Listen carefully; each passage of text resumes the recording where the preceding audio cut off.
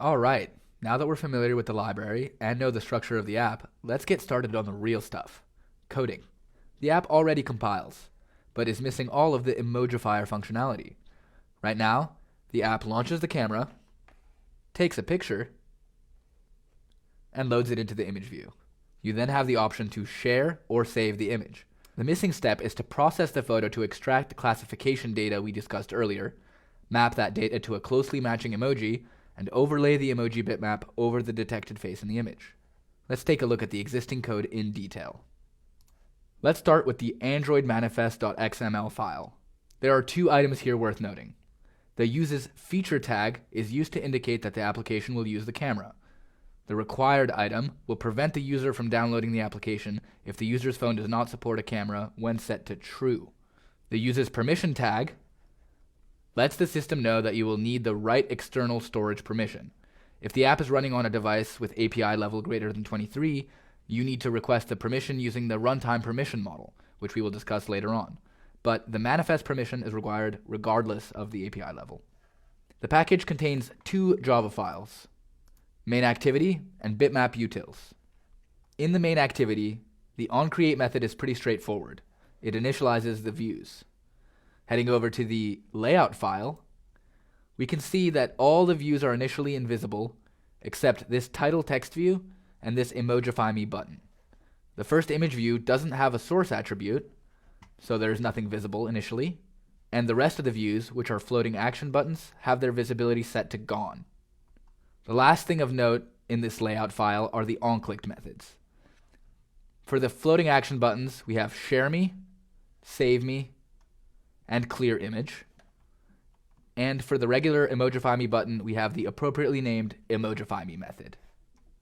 Back in main activity, we can see that the Emojify Me onClick method checks for the right external storage permission using the runtime permission model. If you want to learn more about this, I will link to the guide on runtime permissions in the instructor's notes. If the permission is not granted, we request it. If it is, we launch the camera. The next method is the onRequestPermission result method, which returns the results of the permission request. If they are granted, we launch the camera. If not, we show a toast saying that the permission was denied. Next is the launch camera method. We use the action image capture implicit intent to take a picture using the native camera app. Next, after checking that there is indeed a camera application to handle this intent, we use the bitmap utils class to create a temporary file. This is so that the camera knows where to store the image that it captures. Next, we use the file provider class to get the URI for the temporary file we created and pass it as an extra into the implicit intent. Finally, we call start activity for result so that we can obtain the result from the camera, i.e. whether or not the user captured a photo. Next, we come to the onActivityResult method, which is the callback from the call to start activity for result, and is called once the user returns from the camera app. If they successfully took a photo, the result code would be result OK, and we can process and set the image. If not, that means the user backed out of taking the picture and we should delete the temporary file. The process and set image method toggles the visibility of the views. It hides the Emojify button and the label text view while showing all the floating action buttons. Next, we use the bitmap utils class to resample the picture. This way we use less memory. Finally, we set the resulting image bitmap to the image view. Eventually, this method will include the functionality to emojify our picture. The last three methods, Save Me, Share Me, and Clear Image, are the onClick methods for the floating action buttons. The first two, Save Me and Share Me, use the bitmap utils class to delete the temporary image file and save the processed image file in external storage.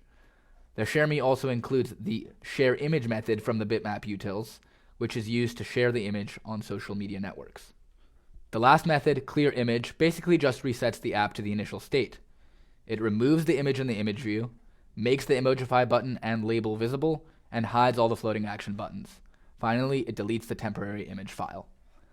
That's it for the initial app.